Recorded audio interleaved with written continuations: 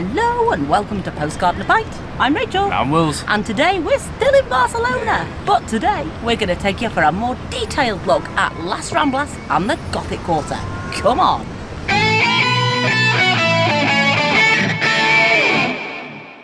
In today's video, we want to take a closer look at La Rambla, La Boqueria and the Gothic Quarter in the totally brilliant Barcelona.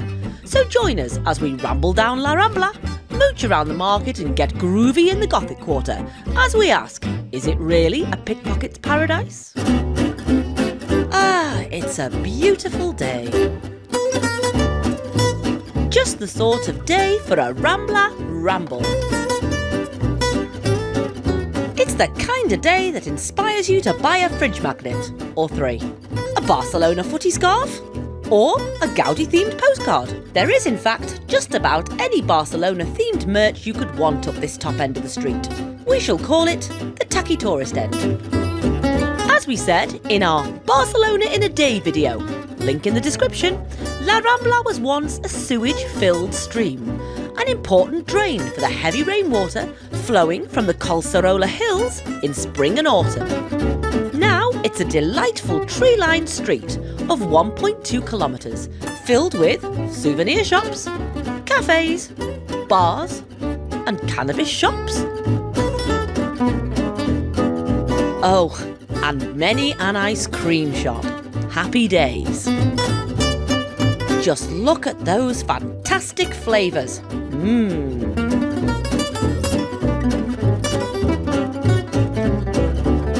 Here you go. Well, it would be rude not to. He has the table manners of a 2-year-old. She's happy. With ice creams on the inside, we can continue with our ramble. And we still have all our belongings intact. Bonus! We actually have one of those San Miguel bottle openers from our last visit. And I quite fancied one of those Barcelona signs. Souvenirs of every shape and size. It was a lovely ramble.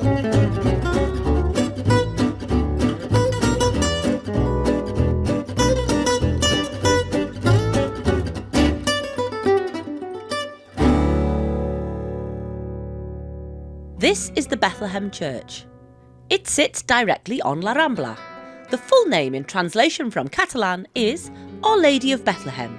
In 1553, the Jesuits received permission to build a church. It was the first church on La Rambla. In 1671, the church caught fire and burnt down completely. Work on this current building started in 1680 and it was completed in 1729. Since then, it's had quite a turbulent history. After the Jesuits were expelled from Spain, it stood empty for many years. In 1936, in the Spanish Civil War, the church was set on fire and the magnificent Baroque interior completely burnt out. Since its reconstruction, the church is much simpler. And don't tell Wills, but at Christmas time, numerous artistic nativity scenes are shown in the church, which attract several thousand visitors. On with our ramble. This section of La Rambla is all flower stalls. The smell is gorgeous. Not bad for a once sewage drain. When I was a child, there used to be an animal section with birds in cages and kittens for sale. We're so glad that section has long gone. We've still got all of our belongings intact, but I don't think Sam has. He's not happy.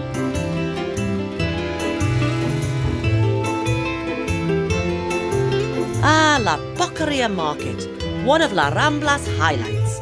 We're going into the famous La Boqueria Market. It's looking busy. Let's have a look. The market sells lots of fresh produce. There are loads of meat, fruit and fish stalls, and the atmosphere is amazing. There's olive oil for days, dried chilies in abundance, and loads of lovely veg. Not everyone was wearing masks, but at least these chickens were. Well done, lads. There are loads of cafes and bars where you can sample fresh tapas. We do enjoy the name of this one, Quim.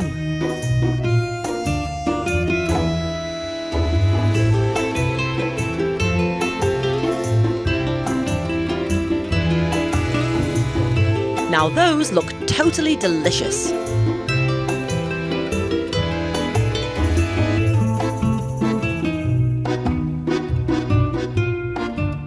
We enjoyed meeting this group outside of the market, enjoying their 11s Spanish style. Prosecco and oysters. You go, guys. How to spend a Saturday morning. And there's always a bloody seagull on the bins, wherever you are in the world.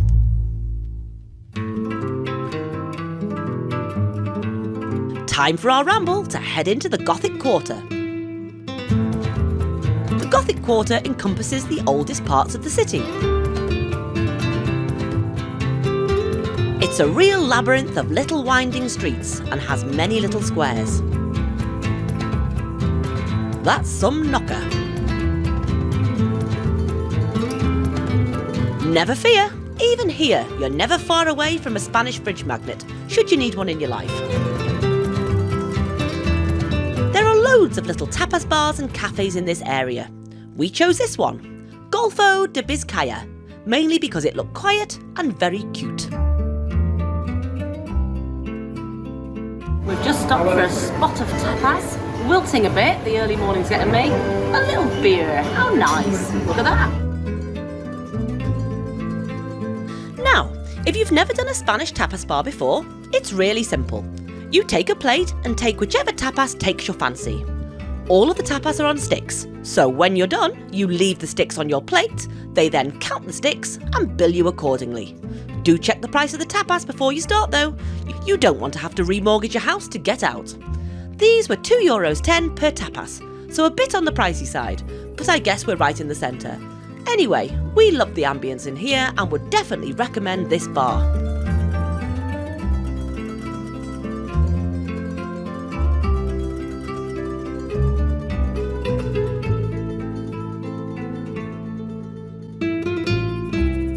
Suitably refreshed, we were back on our way.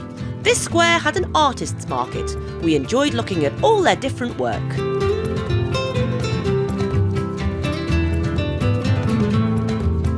As you can see, there are plenty more tapas bars to choose from.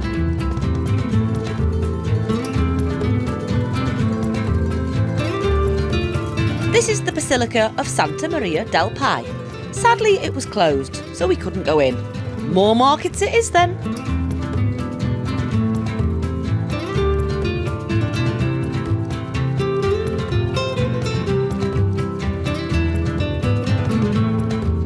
Every day is a market day in Spain.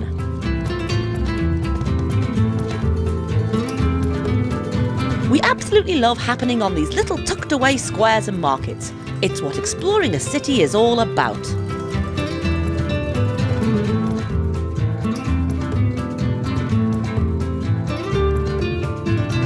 It was time to make our way back to La Rambla for the last stretch. Well, they're all interested. If anyone knows what that piece of art is, please comment below. We have no idea.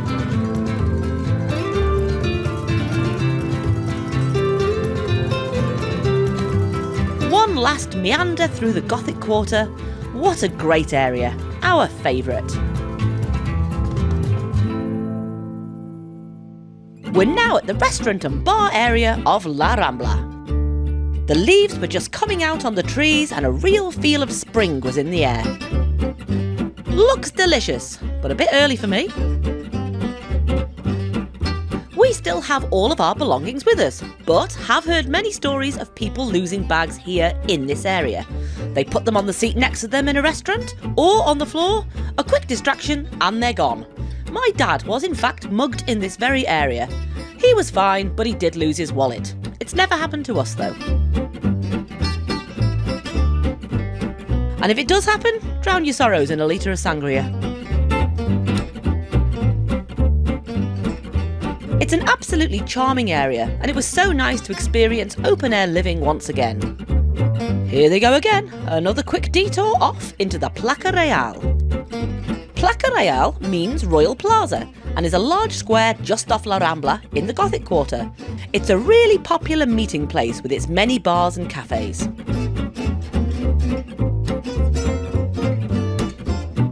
It's It's also where Antonio Gaudi got his first commission for the city. In 1879, he created 2 lampposts that sit either side of the fountain, here in Placa Real. Just the start of how he shaped some of the city's most infamous architecture. The trees in this square are also full of green parrots.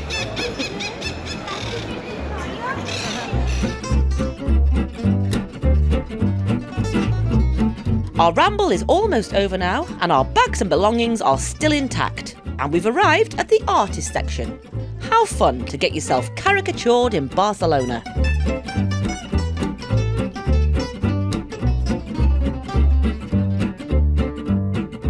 If you'd like to see more of our day in Barcelona, check out our Barcelona in a Day video. We also have a walk around the Sagrada Familia, and we will have a Boqueria market walk soon. I mean, we were never going to come to Barcelona and just make one video. Why make one when you can make 4, eh? Enjoy.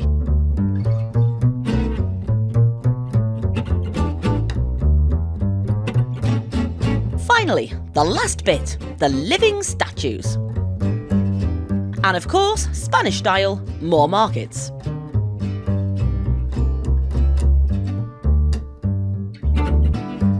Now, a lot of these statues go to great lengths to have really elaborate costumes and makeup. And some don't.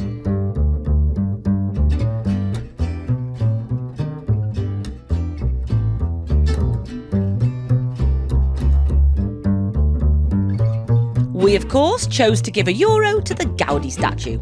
Cheers, lad.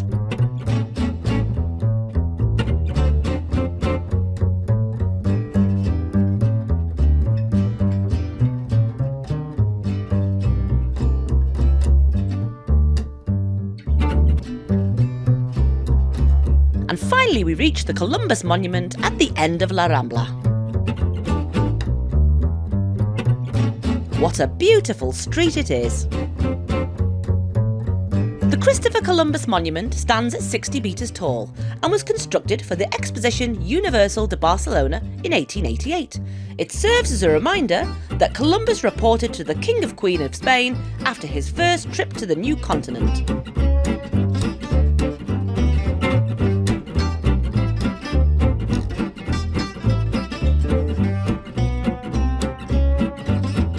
And you can pose with the lions at the bottom. More markets. Spain, what are you doing to me? America? It's somewhere over there.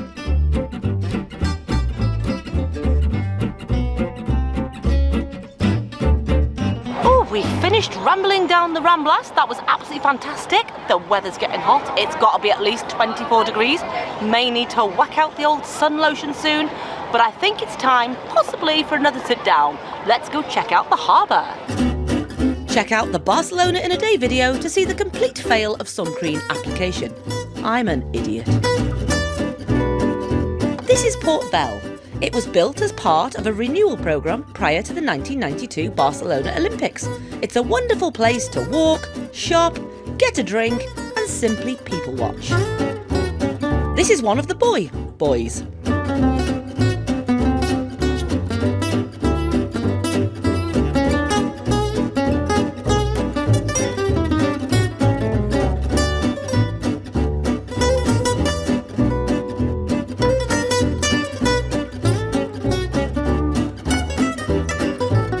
There are marvellous views of the aerial tramway, or cable car as we call it, and you can join the hordes of visitors who take photos of themselves in this mirrored shopping centre. Hiya! Ooh, methinks it's pint time!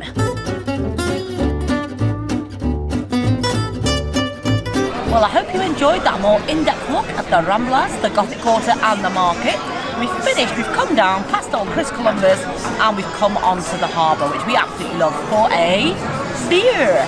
I think my favourite bit was the market, but it was a little bit busy, social distancing, there was none. So I'd like to say, cheers.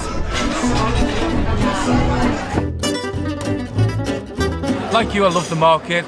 I just love being out in the sun. It's so good to be away. And it's been a brilliant day, and I hope you've liked the last 2 videos here in Barcelona. I'm saying 2 now, I'm hoping it's 2, if not, we've messed up. But anyway, cheers. If if you like this video, it would be awfully, awfully nice of you if you could press the like button, if you could subscribe to the channel and hit the notification bell if you'd like to see more. Please! And as we say in Postcard and a Pint, cheers to the good times!